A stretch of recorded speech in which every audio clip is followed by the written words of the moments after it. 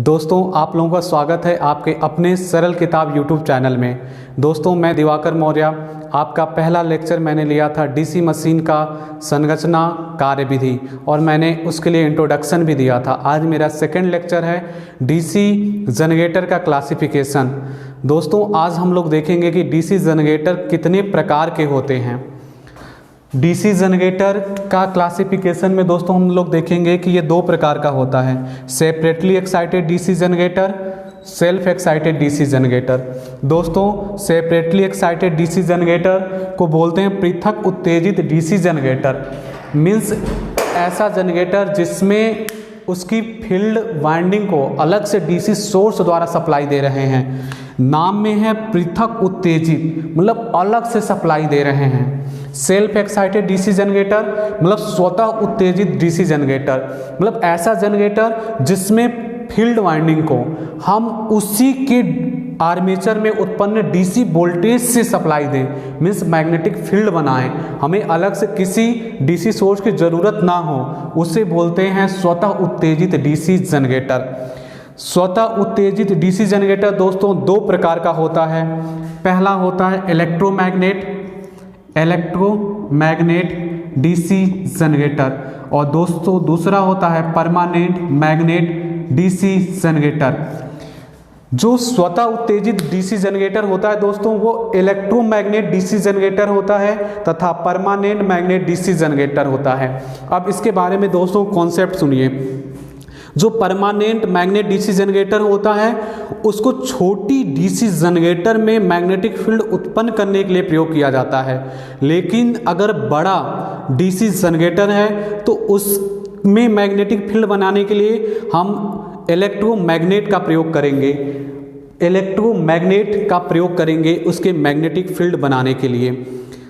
अब देखते हैं दोस्तों ये जो सेल्फ एक्साइटेड डीसी जनरेटर, ये था इलेक्ट्रोमैग्नेट डीसी जनरेटर और permanent DC generator.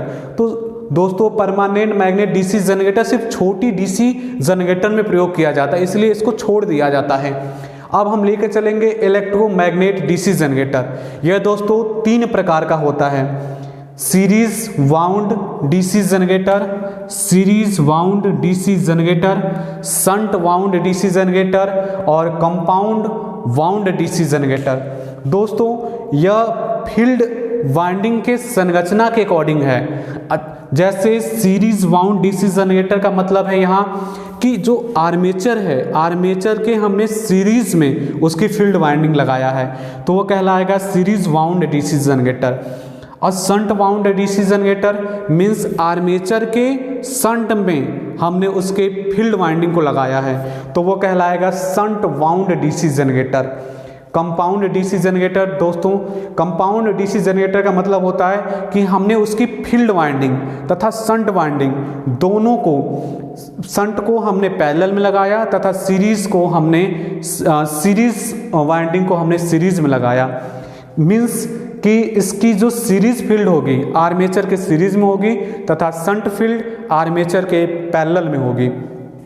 Compound wound DC generator दोस्तों दो प्रकार का होता है, long shunt DC generator, short shunt DC generator. जैसा कि आप देख रहे हैं कंपाउंड वाउंड डीसी जनरेटर दो प्रकार का है, long shunt DC generator, short shunt DC generator. अब ये दोस्तों लॉन्ग शंट डीसी जनरेटर और शॉर्ट शंट डीसी जनरेटर भी दो प्रकार का होता है, cumulative compound DC generator, differential compound DC generator. दोस्तों अब ये कम्युलेटिव कंपाउंड डीसी जनरेटर तीन प्रकार का होता है, under compound DC generator, level compound DC generator, over compound DC generator. दोस्तों अब हम क्या करेंगे, एक एक जनरेटर के बारे में विथ डायग्राम समझेंगे कि जो सेपरेटली एक्साइटेड डीसी जनरेटर है ना उसको अलग से डीसी सोर्स से हम सप्लाई दे रहे हैं तो वो जनरेटर का डायग्राम बनेगा कैसे और उसमें इंड्यूस ईएमएफ का इक्वेशन क्या होगा, टर्मिनल वोल्टेज का इक्वेशन क्या होगा, आर्मेचर करंट का इक्वेशन क्या होगा।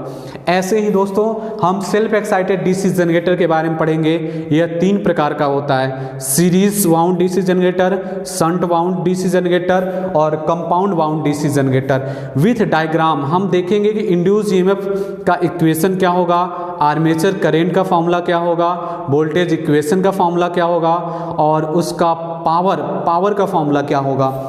अब इसके बाद लॉन्ग शंट का डायग्राम बनाएंगे, शॉर्ट शंट का, इसमें कम्युलेटिव डिफरेंशियल कैसे डायग्राम बनते हैं, कैसे इसके इक्वेशन निकलते हैं, विथ एक्सप्लेनेशन मैं आपको समझाऊंगा।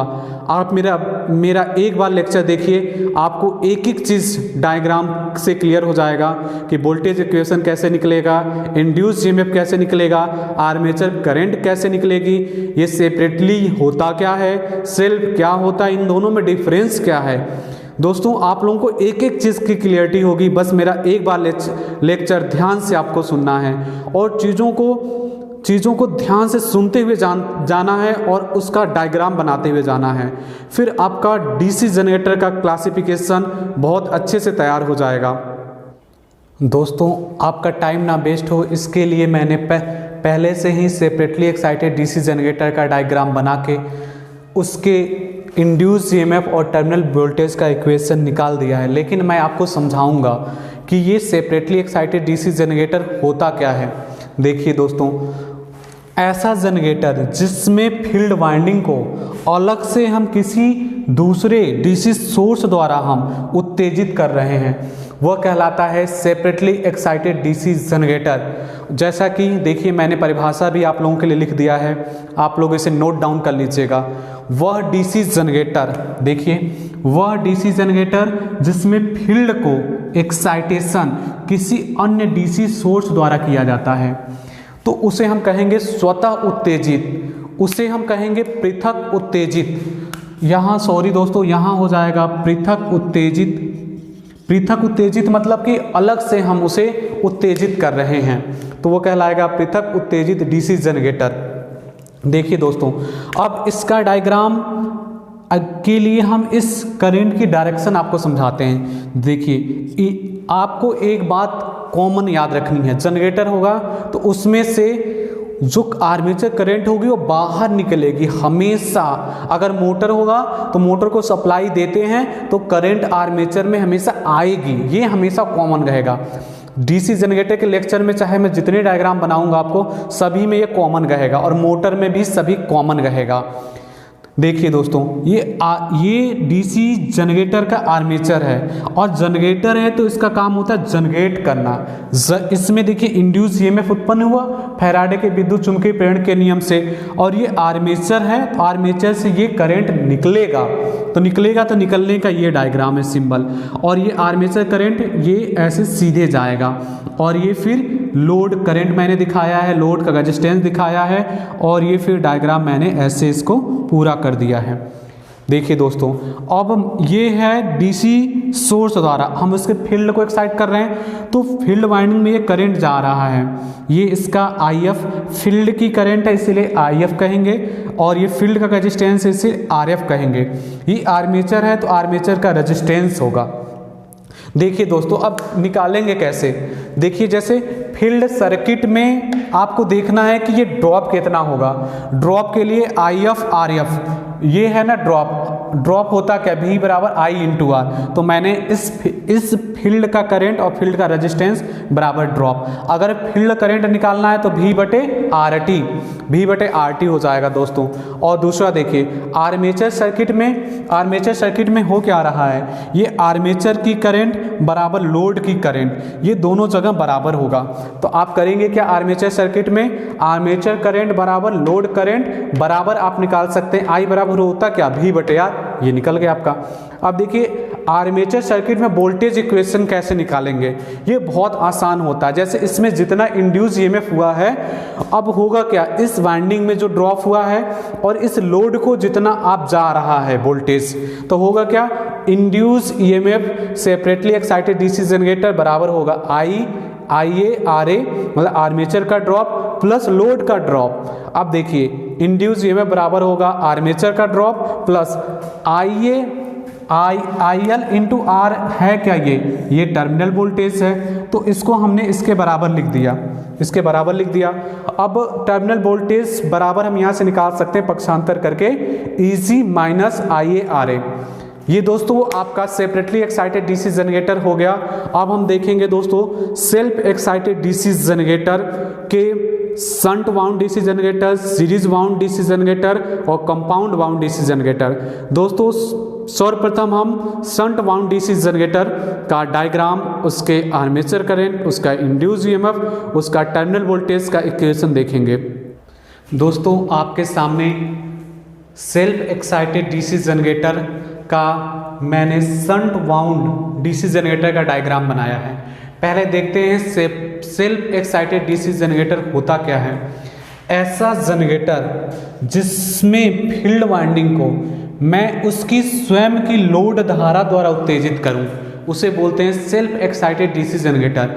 चाहे यह शंट वाउंड हो, चाहे सीरीज वाउंड हो, चाहे कंपाउंड के लॉन्ग शंट हो, चाहे शॉर्ट शंट हो, इसमें सभी को क्या करेंगे, जनरेटर में जो आर्मेचर में वोल्टेज उत्पन्न हो रहा है उसी के धारा द्वारा हम उसके फील्ड को उत्तेजित करेंगे। अब ये करंट कब उत्पन्न होगी जनरेटर में, जब हम लोड को डालेंगे तभी सर्किट हमारा क्लोज होगा, तभी करंट एक फ्लो होगी। लोड जनरेटर में जब डालते हैं तभी जनरेटर में एक करंट उत्पन्न होती है। देखते हैं दोस्तों सेल्फ एक्साइटेड डीसी जनरेटर कहते कैसे किसे हैं, इसके लिए मैंने आप लोगों के लिए एक परिभाषा लिख दिया है। वह डीसी जनरेटर जिसमें फील्ड को एक्साइटेशन स्वयं की लोड धारा द्वारा किया जाता है, स्वयं की लोड धारा द्वारा किया जाता है, वह स्वतः उत्तेजित डीसी जनरेटर कहलाता है। यह 3 प्रकार के होते हैं दोस्तों, फिर से सुनिए। Shunt wound DC generator, series wound DC generator, compound wound DC generator. यह जो आप लोगों के सामने डायग्राम मैंने प्रस्तुत किया है यह शंट वाउंड डीसी जनरेटर का है। अब आप लोग दोस्तों देखिए ये शंट वाउंड डीसी जनरेटर किसे कहेंगे, आप बोलेंगे ऐसा डीसी जनरेटर जिसमें फील्ड वाइंडिंग आर्मेचर के पैरेलल में लगी हो, आर्मेचर के शंट में लगी हो। शंट या पैरेलल एक ही बात है, आर्मेचर के शंट या पैरेलल में लगी हो उसे हम कहेंगे शंट वाउंड डीसी जनरेटर। ये दोस्तों ये फील्ड के कनेक्शन के आधार पर 3 प्रकार के होते हैं सेल्फ वाले। अगर हम सीरीज में लगा देंगे ना आर्मेचर के तो वो सीरीज वाउंड डीसी जनरेटर कहलाएगा। अगर सीरीज और शंट दोनों में लगा देंगे तो वह कंपाउंड कहलाएगा। दोस्तों देखते हैं इसका, मैंने आप लोगों को एक कॉन्सेप्ट बताया था कि जनरेटर होगा तो हमेशा उसमें से करंट निकलेगी। क्यों निकलेगी, क्योंकि जनरेटर का काम है जनरेट करना। जनरेट क्या करेगा, वोल्टेज इंड्यूस ईएमएफ जिसको टर्मिनल वोल्टेज मतलब लोड के रूप में हमें प्राप्त होगा। तो देखिए ये आर्मेचर है तो आर्मेचर से हमेशा करंट उत्पन्न होगी। देखिए इसमें इंड्यूस ईएमएफ उत्पन्न हुआ है और ये है आर्मेचर करंट। अब आर्मेचर करंट को आगे बढ़ने के लिए 2 रास्ते मिले हैं, 2 रास्ते मिले हैं। इधर जो जाएगी उसे बोलेंगे लोड करंट और इस वाइंडिंग में जो करंट जाएगी ये शंट में करंट शंट में वाइंडिंग लगा है इसीलिए बोलेंगे इसे शंट करंट, और शंट में रेजिस्टेंस लगा है इसे बोलेंगे शंट प्रतिरोध। दोस्तों आप देखते हैं कि ये आर्मेचर करंट होगा क्या, आप ध्यान से देखिए, ये आपको याद नहीं करना पड़ेगा। कोई भी आर्मेचर करंट का इक्वेशन, इंड्यूस ईएमएफ का इक्वेशन, टर्मिनल वोल्टेज का इक्वेशन आप लोगों को याद करना नहीं पड़ेगा। मैं आपको कॉन्सेप्ट दूंगा उसे आप एक बार में समझ जाएंगे। रटना नहीं है, आपको समझना है, पूरे इलेक्ट्रिकल मशीन को समझना है, रटना कहीं भी नहीं है आपको। देखिए आर्मेचर करंट यहाँ से 2 भागों में बटी है, इधर गई है इधर, तो इधर का करंट क्या है ISH, देखिए आप ISH, और इधर की करंट है IL। तो आर्मेचर करंट बराबर हो जाएगा IL प्लस ISH। ये आर्मेचर करंट का फॉर्मूला हो गया, मतलब किसका किसका योग है। अब देखते हैं इस आर्मेचर में कितना वोल्टेज उत्पन्न हुआ है, तो उसके लिए आपको क्या करना है, हमेशा एक ऐसे लूप बना लेना है किसी भी जनरेटर में, उसके आर्मेचर में कितना इंड्यूस ईएमएफ उत्पन्न हुआ या टर्मिनल वोल्टेज कितना उत्पन्न हुआ या उसकी आर्मेचर करंट क्या होगी, उसके लिए आपको यहाँ से एक ऐसे लूप बना लेना है। अब आप देखिए कि फैराडे के विद्युत चुंबकीय प्रेरण के नियम से जो इंड्यूस ईएमएफ उत्पन्न हुआ है वही तो आर्मेचर में ड्रॉप हो रहा है, वही तो लोड में ड्रॉप हो रहा है। तो अब करेंगे क्या, इजी बराबर लिखेंगे आर्मेचर का ड्रॉप, मीन्स ड्रॉप का मतलब वोल्टेज, वोल्टेज होता क्या I इंटू R, तो यहाँ आर्मेचर का करंट और आर्मेचर का रेजिस्टेंस, और ये लोड का करंट, लोड का रेजिस्टेंस। अब आप ये देख रहे हैं जो लोड का करंट है और जो लोड का रेजिस्टेंस है वही बराबर होता है टर्मिनल वोल्टेज जो लोड के क्रॉस मिलती है। तो हम इसके जगह दोस्तों ये टर्मिनल वोल्टेज रख देंगे। तो यहाँ से हमें 3 इंपॉर्टेंट इक्वेशन प्राप्त हो जाएंगे। इंड्यूस ईएमएफ बराबर ये हो जाएगा IA इंटू RA प्लस भी। अब भी बराबर हम यहाँ से निकाल सकते हैं EG माइनस IARA। और दोस्तों यहाँ से हम आर्मेचर करंट पक्षांतर करके निकाल सकते हैं। EG बराबर क्या IA बराबर क्या निकालेंगे EG माइनस भी और बटे RA पक्षांतर। देखिए कैसे हमें IA निकालना है, इसको यही कहने देंगे और भी को क्या करेंगे इधर ले आएंगे बराबर के, तो प्लस का माइनस हो जाता है। तो EG माइनस भी हो गया और RA इंटू में है, जो चीज़ इंटू में होती है वह बराबर के उधर जाती है तो बटे में चली जाती है। आपके 3 इंपॉर्टेंट इक्वेशन जो कि कंपटीशन में या आपके एग्जाम के न्यूमेरिकल में ये तीनों चीज़ें पूछी जाती हैं। डीसी जनरेटर का एक इक्वेशन दे दिया जाएगा, उसमें बता दिया जाएगा कि आर्मेचर करंट ये है, शंट करंट ये है, लोड में इतनी करंट फ्लो हो रही है। बताइए कि कितना जनरेटर इंड्यूस ईएमएफ कर रहा है, कितना उसका टर्मिनल वोल्टेज होगा या आर्मेचर करंट। तीनों इंपॉर्टेंट इक्वेशन आप यहां से निकाल सकते हैं। आपको रटना नहीं है, ये समझना है। जैसा कि मैंने समझाया तो वैसे आप अगर एक बार ध्यान से लेक्चर देखिए, पूरे आपको एक एक इक्वेशन समझ में आएगा। दूसरा देखिए दोस्तों, अगर आपको समांतर सर्किट में देखना है, ये बहुत ही इजी होता है। आपको एक कॉन्सेप्ट बस ध्यान रखना है, पैरेलल में जो होता है ना वोल्टेज समान होता है और सीरीज में करंट समान होती है।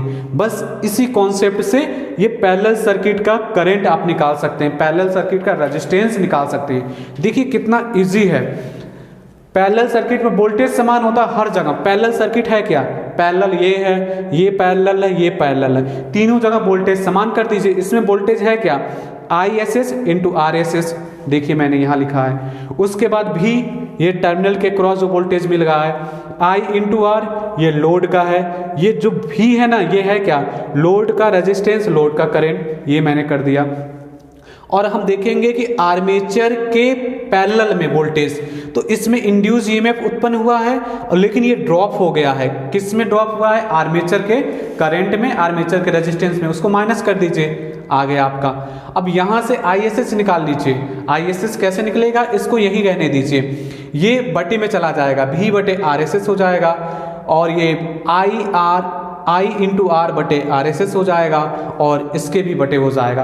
दोस्तों यहाँ से आप ISS निकाल लिए हैं, यहाँ से RSS भी निकाल सकते हैं। RSS बराबर हो जाएगा भी बटे ISS और RSS बराबर हो जाएगा I इंटू R बटे ISS और RSS बराबर हो जाएगा E माइनस IARA बटे ISS। मतलब ये पक्षांतर बस करना आपको। पैरेलल सर्किट में ये वोल्टेज का इक्वेशन बहुत इंपॉर्टेंट है क्योंकि शंट में कितनी करंट फ्लो हो रही है ये न्यूमेरिकल में पूछा जाता है दोस्तों अब हम सीरीज वाउंड डीसी जनरेटर के बारे में पढ़ेंगे।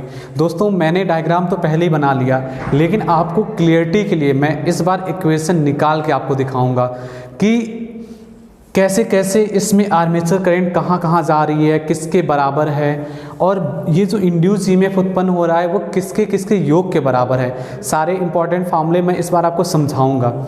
पहले तो मैं आपको डिफिनीशन बता देता हूँ कि ये सीरीज वाउंड डीसी जनरेटर, या हिंदी में भी इसे वही बोलते हैं सीरीज वाउंड डीसी जनरेटर।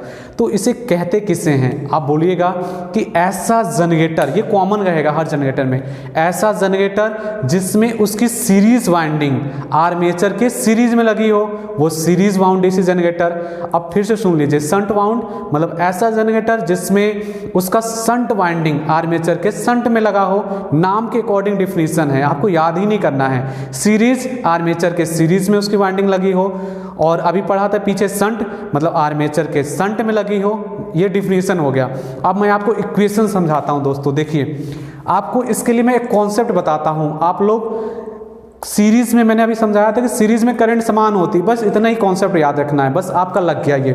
देखिए सीरीज में करंट समान होती है, ये वाइंडिंग है, ये वाइंडिंग है, और लोड में करंट फ्लो हो रही है, तीन जगह फ्लो हो रही है। और ये देखिए दोस्तों है क्या, ये सीरीज है, कहीं भी ब्रांच अलग नहीं हो रहा है। अगर ब्रांच अलग होते तो उसे पैरेलल कहते, और ये कहीं भी ब्रांच जिसको शाखा कहते हैं दोस्तों, अलग नहीं हो रहा। देखिए कैसे ये करंट निकली, ऐसे गई, ऐसे ऐसे ऐसे ऐसे ऐसे निकल के लोड में से फिर से आ गई।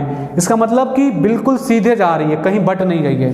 तो देखिए करेंगे क्या, इस वाइंडिंग का करंट मतलब आर्मेचर का करंट, और ये फील्ड का करंट और बराबर लोड का करंट निकल गया दोस्तों।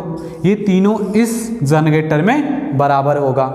अब दूसरा देखिए, ये इंपॉर्टेंट होता है इंड्यूस ईएमएफ। इंड्यूस ईएमएफ के लिए मैंने आपको बताया था कि जनरेटर में इंड्यूस ईएमएफ उत्पन्न होता है और अलग अलग जगह वो खर्च होता है।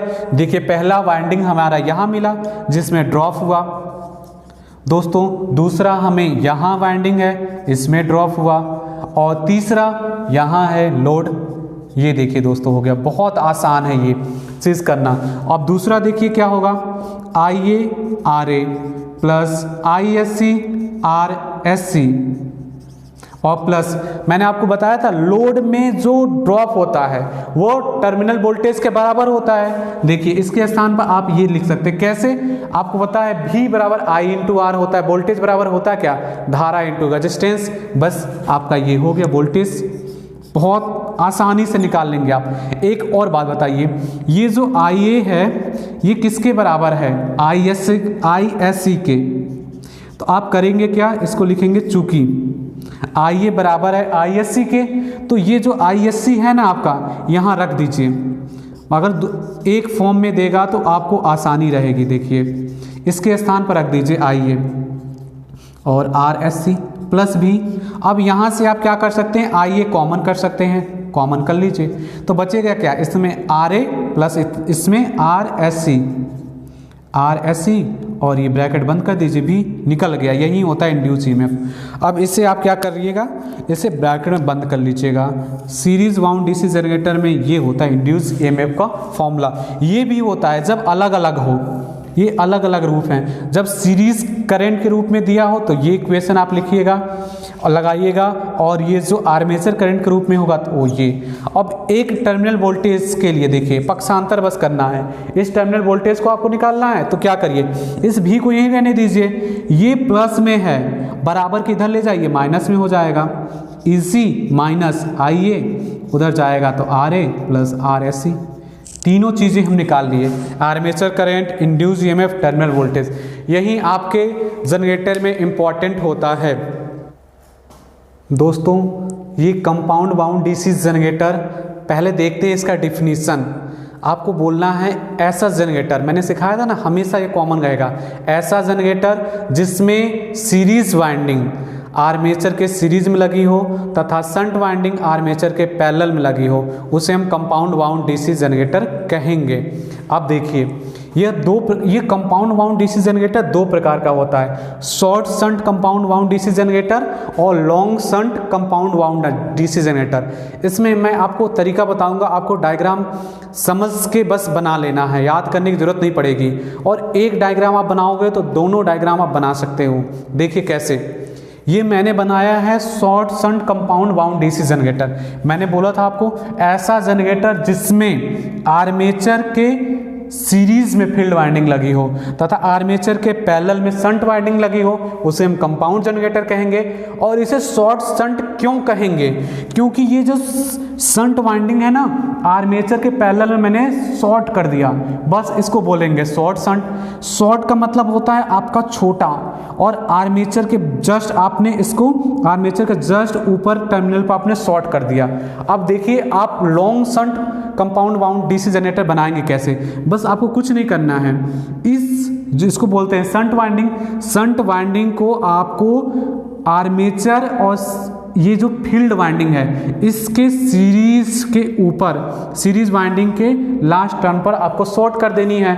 तो ये वाइंडिंग है क्या, ये इतनी लंबी है, मतलब कि ये आर्मेचर और सीरीज वाइंडिंग के दोनों के एडिटिव के ऊपर हम ऐड कर रहे हैं, तो ये कहलाएगा long shunt compound wound DC generator. Clear हो गया। पहले आप इसका इक्वेशन देख लीजिए, फिर उसका मैं आपको समझा दूंगा। देखिए बहुत आसान है दोनों का। करेंगे क्या, सबसे पहले मैंने आपको सिखाया था आर्मेचर करंट निकालेंगे, और मैंने आपको कॉन्सेप्ट सिखाया था कि आर्मेचर अगर सीरीज होगा तो करंट हर जगह समान होगी, अगर पैरेलल होगा तो उसका हम वोल्टेज देखते हैं, वोल्टेज हर जगह समान होता है। अगर करंट ब्रांच में बट गई है तो उसको जोड़ देते हैं। ये नॉर्मल सर्किट का आपका नियम होता है। देखिए कैसे करना आपको, मैंने बताया था जनरेटर है तो हमेशा करंट उत्पन्न करेगा। देखिए उत्पन्न हो रही है, अब ये यहाँ से इसको दो ब्रांच मिले हैं, दो भाग मिले हैं, एक इधर जा रही है, एक इधर जा रही है, तो मतलब आर्मेचर करंट का दो भागों में बंटना। देखिए क्या करेंगे आप, IA बराबर दो भागों में, एक भाग ये है ISC प्लस, अब ये भाग है ISS। बस दोस्तों हो गया आपका।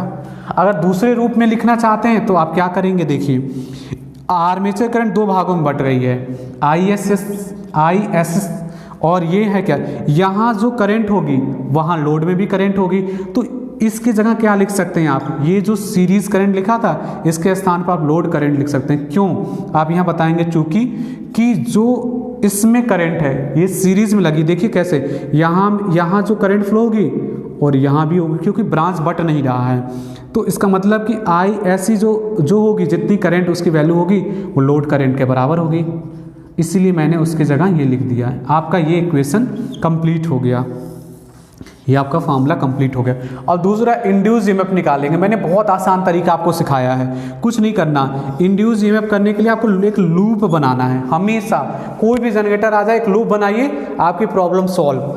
देखिए मैंने इंड्यूस ईएमएफ के लिए बताया था कि इंड्यूस ईएमएफ जनरेटर में उत्पन्न होता है, उत्पन्न हुआ, अब कहाँ कहाँ ड्रॉप हो रहा है बस आपको देखना है। इस लूप के अकॉर्डिंग हमें आर्मेचर में ड्रॉप हुआ तो आर्मेचर लिख लेना है, उसके ऊपर एक वाइंडिंग लगी है जिसको हम सीरीज वाइंडिंग बोलते हैं, आप उसमें देख लीजिए, उसमें करंट फ्लो हो रही है, उसका रेजिस्टेंस है, प्लस लोड में है IL इंटू R।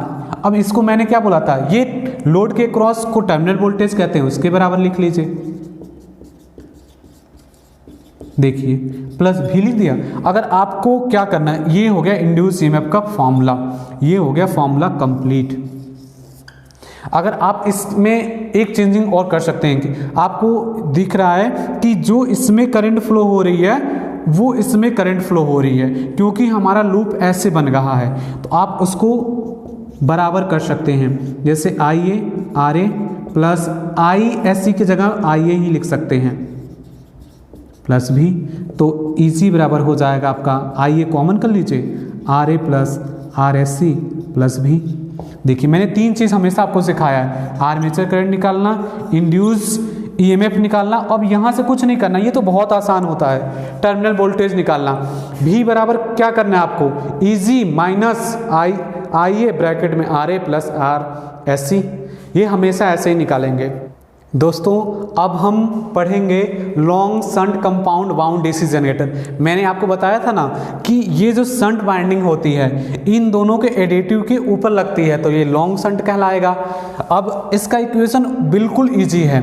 देखिए ये इसमें करेंगे क्या, आपको मैंने बताया था ये जनरेटर है तो ये इंड्यूस ईएमएफ उत्पन्न करेगा, मींस इसमें से करंट निकलेगी। ये देखिए मैंने बताया था कि सीरीज में करंट समान होती, यहाँ जो करंट है जस्ट हमें कहीं ब्रांच बटानी है तो इस यहाँ बराबर होगी।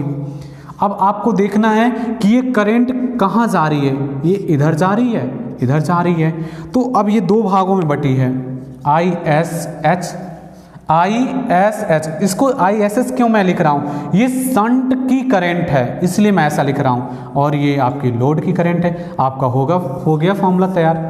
अब देखिए दोस्तों इंड्यूस ईएमएफ तो निकालना बहुत आसान है, फिर से आपको लूप बना लेना, कुछ भी नहीं करना, बस लूप बनाना है किसी भी जनरेटर में। बस देख लीजिए इंड्यूस ईएमएफ, ये लूप बना, इसमें जनरेटर इंड्यूस ईएमएफ उत्पन्न कर रहा है, कहाँ कहाँ ड्रॉप हो रहा है, क्योंकि आप जैसा जानते हैं भी बराबर होता कहाँ है, I इंटू R कर दिया मैंने, यहाँ हो रहा है, यहाँ हो गया, और प्लस यहाँ हो रहा है। इसमें क्या कर सकते हैं आप, IA RA प्लस ISC और RSC प्लस भी। इसमें दोस्तों आप इसके आगे कोई स्टेप नहीं बढ़ा सकते। अब समझिए क्यों, इसमें आप ऐसा ये नहीं कर सकते कि मैं IA बराबर मैं लिख दूं ISE RSC, इसमें यही क्वेश्चन रहेगा दोस्तों, दोस्तों अब हम लोग इसके आगे पढ़ेंगे। देखिए, long shunt compound wound DC generator दो प्रकार के होते हैं। मैंने क्लासिफिकेशन में आपको सिखाया था cumulative compound wound DC generator, differential compound wound DC generator. अब ये बस डायग्राम के आधार पे ये दो प्रकार के होते हैं। कम्युलेटिव का मतलब होता है ऐड करना, उसको जोड़ना। डिफरेंशियल का मतलब होता है घटाना।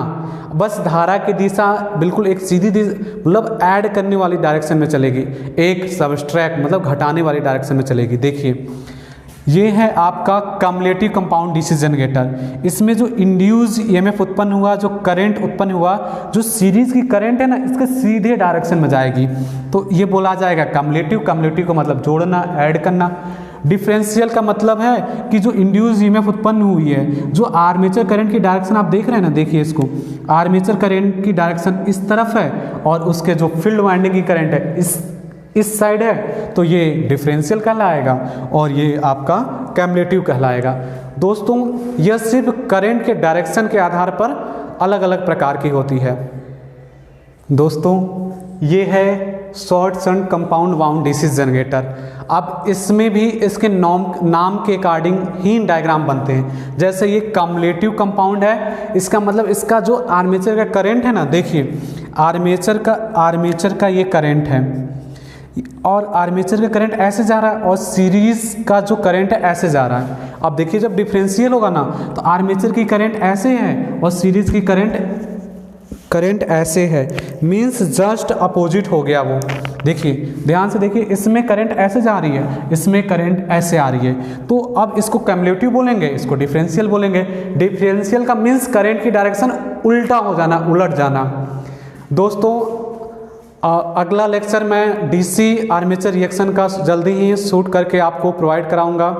Thanks for watching. इस चैनल पर अगर आप नए हैं तो इस चैनल को सब्सक्राइब करिए और बेल आइकन ज़रूर प्रेस करिएगा कि मैं जैसे ही वीडियो अपलोड करूंगा आपको तुरंत नोटिफिकेशन मिलेगा और आप इलेक्ट्रिकल मशीन की वीडियो का लाभ उठा पाएंगे।